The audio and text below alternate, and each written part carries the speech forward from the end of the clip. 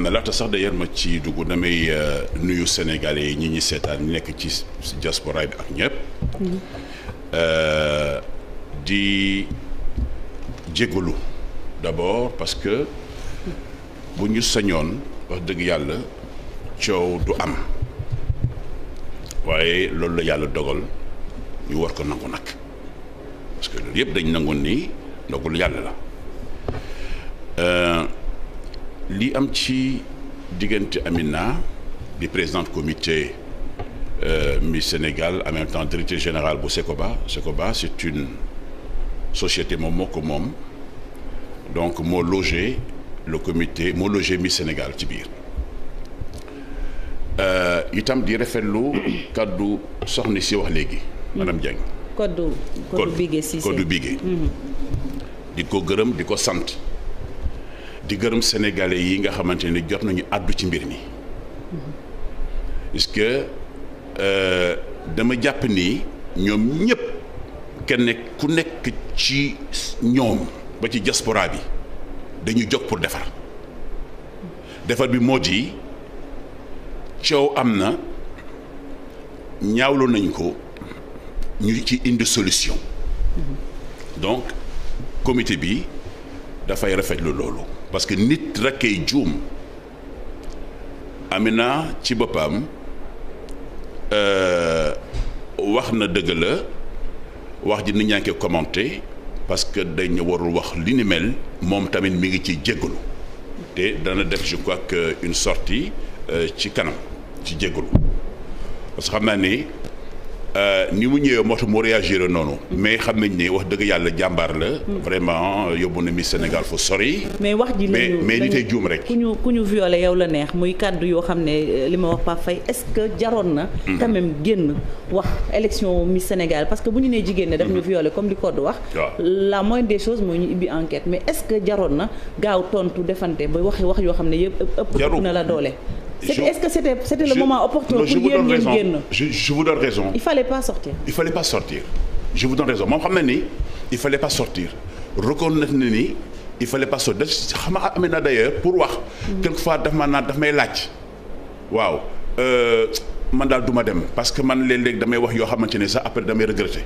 moo tax may wax souvent xam naa lii nag ndogal la nañu comprendre loolu man nag comme dama bokk man dama koy jàppale ci comité bi ci wàllu communication maay def tout le programme. mais xanaa bindu leen woon kon réponse yi ak yooyu Pape. fan ci. ma ni bi ngeen di préparé yooyu xanaa kon nekkoo fa woon bi muy wax lii. parce que gis nañu ci image yéen a ngi fa mais dama ne xam nga loolu conférence de presse la woon. waaw dama lay expliquer nu mu demee. dafa amoon benn plateau partenaire boo xamante ne bii c'était pour ñu gërëm partenaires yi nga xamante ne ñoo jàppale Miss Sénégal. partenaires yi ñëw pour jox cadeau. Miss bi première dauphine ak deuxième dauphine parce que loolu la ñu diggee woon ñoom partenaires yi ñoo jël cadeau yi joxe ko ay billets d'avion ay xaalis ak ay produits yu bari loolu moo tax ñu organiser le plateau mais dañu waxoon ne plateau bi su paree dañuy def benn genre conférence bu ndaw rek. pour gërëm. Sénégalais yi ak diaspora bi ci jàppale bi ñu jàppale organisation Miss Sénégal parce que dafa nekk organisation bu diis bu metti mais comme ni ñu wuyu si ni ñu il faut que ñu da leen a njukkal il faut que ñu gërëm leen loolu moo waraloon conférence de presse bi c'était une conférence bilan en fait pour def un bilan un peu loolu la woon mais ci biir xam nañ ne amoon na wax te journalistes yi ñëwoon il fallait ñu poser question parce que quand même nañ ko may journalistes yi.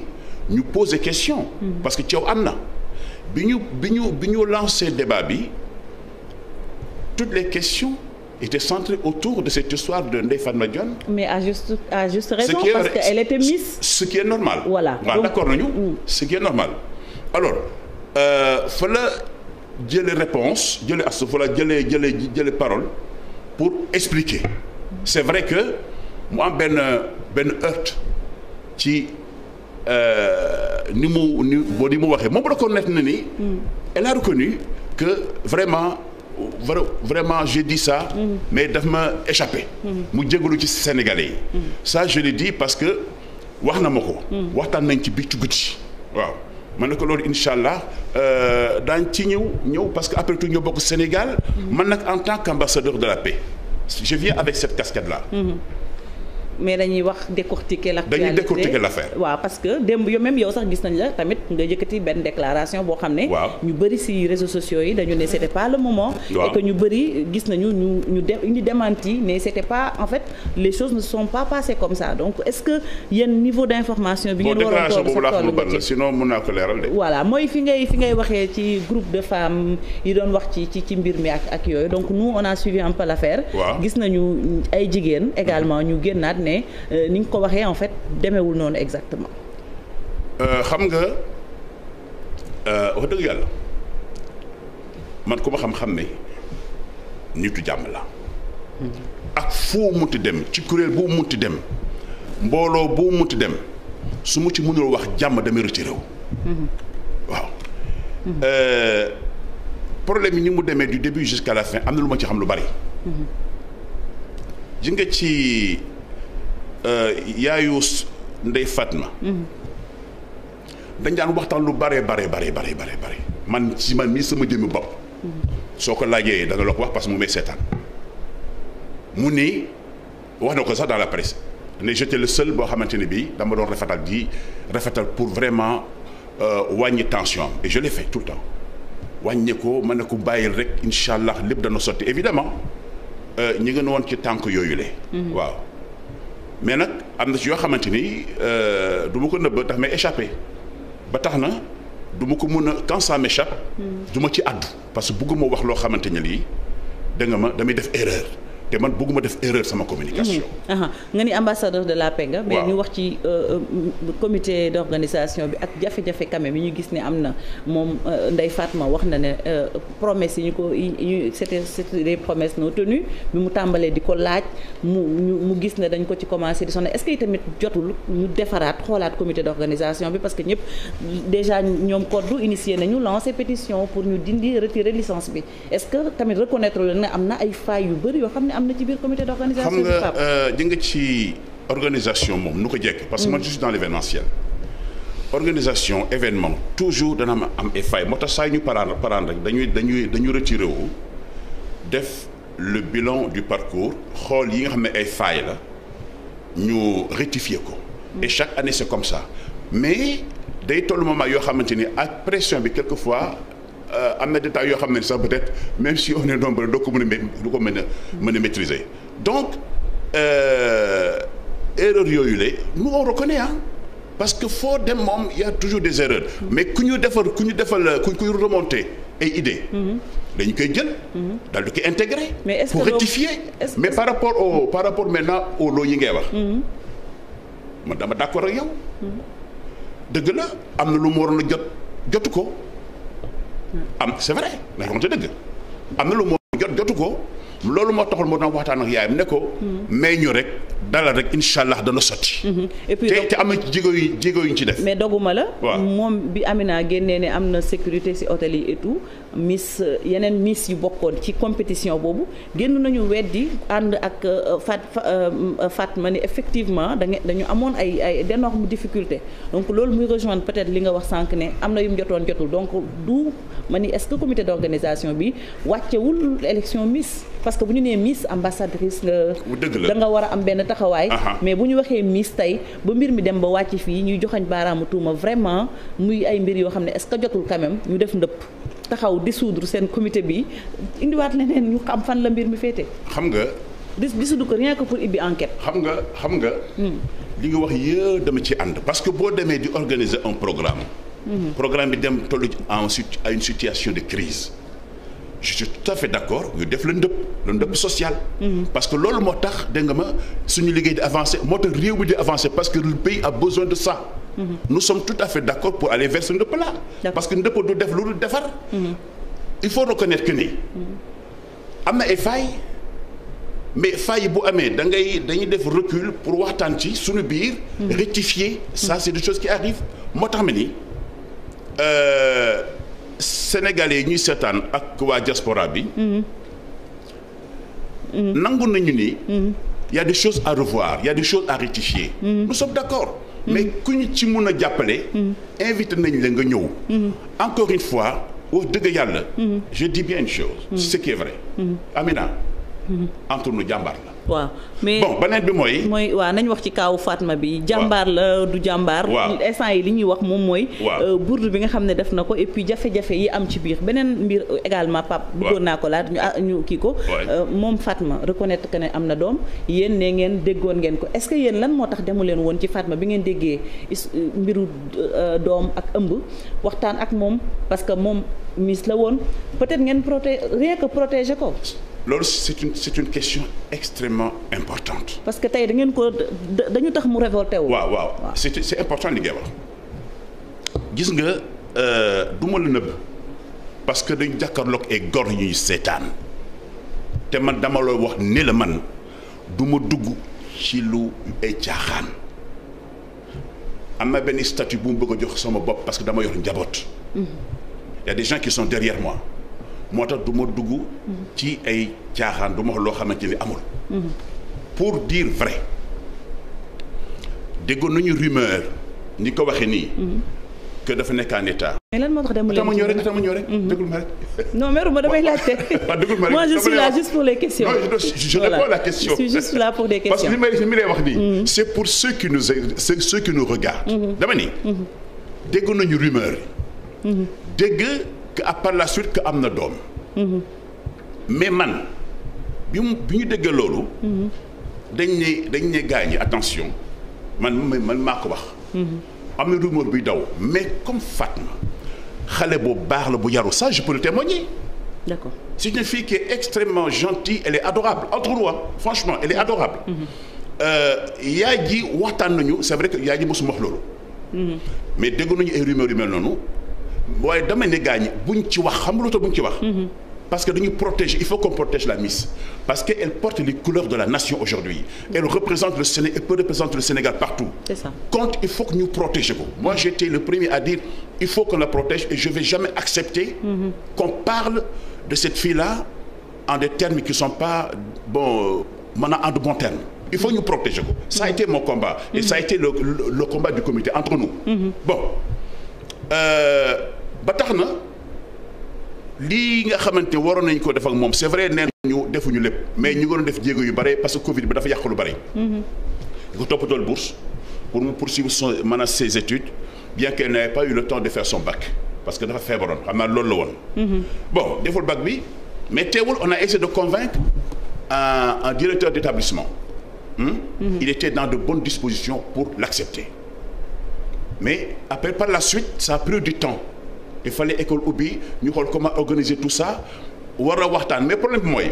man sama jël bopp entre temps daaw moon jox kook Miss bi parce que Miss bi je crois que une fois la ma sa wax moom au téléphone mooy bi mu amee sacre bi dem seen dëkk dégg nga ma félicité ko woo yaayam félicité ko ma ne ko sama doom la sama jarbaat la. dañ ko jàppale incha allah loolu la ma yaayam jàpp ba léegi. bon. bi nga xamante ne donc on n'a pas réussi avec l'établissement là pour jox ko bourse bi xam na bon les raisons c'est pas le comité mais peut-être c'est l'établissement. mais di nga ci avant-hier. man sama jëm bopp j'ai discuté avec je peux dire son nom. avec Emma. Emma c'est école des métiers d'avenir. Madame Seydi. ma waxtaanee moom man ne ko madame Seydi mën nga ñu dimbali ci benn wér mu ne ma lan bi ci guddi encore laa ko rappelé. man ne ko Fatma Dione c'est une femme adorable. il faut qu'on la protège. dimbali ñu ngir yàlla ñu offrir ko bourse mooy xool filière bu ko neex mu def ko. mu ne ma Pape. d'accord naa ci loolu. mu ngi may dégg. donc aujourd'hui lii sunu cër sunu warugar. non seulement en tant que membre du comité mais en tant qu'ambassadeur de la paix ñu ngi koy dox. fi mu nekk nii. La balle est dans son camp, la balle est dans le camp de ses parents et de sa maman. su ma jógee fii je crois que j'ai pris le numéro de sa mère. mais dinaa fexe ba am ko ñu waxtaan pour dalal affaire yi parce que aujourd'hui loolu la Sénégal soxla. entre nous. loolu la Sénégal soxla. parce que d'abord on va vers des élections. on sait ce que nous attend. ñu ñaan yàlla ñëpp a dal parce que il faut que ñëpp a dal. C'est ça. bii ñëw tegu ci na ñëpp a dal li lay war a suli parce que véritablement nous avons un pays magnifique un pays beau un pays boo xamante ni bii ay nitu valeur ñoo fi nekk waxuma sax les chefs religieux yi nga xam ne chaque jour ñu ngi ci wax pour nit ñi dal mais également nous avons des hommes politiques quoi qu'on dise quelle que soit la différence de casquette politique mais jàmm la ñu bëgg réew mi à commencer par le président de la République kon nag lii may ñaan waa Sénégal di ko ñaan waa diaspora bi am na dëgg la ce qui s'est passé on reconnaît le comité la présidente du comité reconnaît avoir fait une sortie boo xam ne gënalu ko nañ ñaan askan wi ñu am tuuti clémence pardon je pense que loolu moo tax ñuy avancer mais il faut les organisations de femmes également bëggoon naa je sais que nag j'ai pas lu les commentaires mais apparemment c'est les commentaires yoo xam ne dafa xaw a saf waaye nag dañ leen di ñaan rek c'est pour la fille. Est-ce que amuñu parce que commentaire yi su bëree trop. mais daf koy casser. mais je pense que. daf koy casser doo xam fu mu jëmati. moo tax mu bëgg a ñaan leen rek ñu bàyyi loolu. baal ma ñu dem ci leneen. waaw mais est-ce que bàyyi ko léegi nii dina yomb dernière question. mën na nekk may ma tuuti parce que beneen mbir bi rek. mooy sortie maladroite boobu la ñuy des ba léegi ce sera ma dernière question parce que waxtu bi daj nañu. gis nañu Amina Badiane joxe information yoo xam ne sur la fille il fallait pas ces notes. Elle était nulle elle n'avait pas ses notes étaient catastrophiques est-ce que tamit loolu c'était pas personnel jaroon na yooyu yëpp ñu koy génne. naa la wax par rapport aux notes. notes yi bi ko yaa ji envoyé au mois de mars ba dépassé mois de mars je crois c'est ça. Bon on a dit bu ñu ko génnee mais xam nga le comité. bi ñu demee bu ban ko jàkkaarloog ki ko waroon jàppale. bon elle a dit lii mën nañu ko régler mais pour l'instant nii. nañu bàyyi ba ci kanam am na fu ñu ko mën a dugal. dégg nga. alors. ak Amina nous sommes dit affaire bi ça doit rester. secret entre nous. privé. bon mais génnuñu noti de. mais Amina elle a dit ci sortie bi démb que ku amul moyenne ces notes étaient catastrophiques c'est-à-dire information yooyu laa wax est-ce que jaroon na joxe ci médias yi ci presse bi parce que loolu entre yéen la ak moom. oui bon moi je pense que peut-être aussi c'était pourtant nag elle a fait des efforts pour ne duñ ko génn mu duñ ko wax mukk mais xam nañu mu demee la surchef bi peut-être moo indi loolu quoi mais je pense que on va rectifier tout ça. Inch'Allah. D'accord. Vraiment Sénégal. ngeen ballu ñaax ñu ngi jégalu parce que mbir mi. dafa toll foo xamante ni fii. ñoom ñëpp ñoo bokk bay parce que nous avons mission aujourd'hui de relever notre pays parce que lii bu ma tax sunu pays di à genoux. Très bien. Parce que c'est pas nous. Véritablement. di ñaan également les organisations de femmes. J'ai même vu Jamra qui a fait une sortie. Mon ami. Bon vraiment ñoo bokk bay nañu liggéey réew mi jëm kanam te lii vraiment c'est vrai on reconnaît mais nañu rafetal rek bàyyi xale bi mu poursuivre pour son avenir. Très bien. di ñaan si yaay ji def na effort bu nekk nag yaay ji jàmbaar vraiment elle a tout fait pour protéger sa fille. On a vu une maman meurtrie. Oui, malheureusement meurtrie c'est vrai meurtrie jooy na waaye daañu waxtaan ak moom ba lépp tegu ci yoon. jërëjëf waxtu bi moo ñu dab Pape. xam naa loolu on te remercie. Voilà question yi nag il fallait que mënul woon ñàkk il fallait que mu génn parce que ce sont les questions que tout le monde se pose. C'est important pour Sénégalais yi. Voilà xam ni mbir mi nan la demee. merci beaucoup jërëjëf Pape Faye la ñu doon dalal. ñu des ba tey ci wàllu caada ak découverte bés bi galerie du Bûcheron Ibou Diouf dem seeti benn artiste bu ñu naan Lay Bamba Ngom mi ngi nekk ci diwaan bu Yoff peintre la bu ñu ràññee ñu dem seetaan.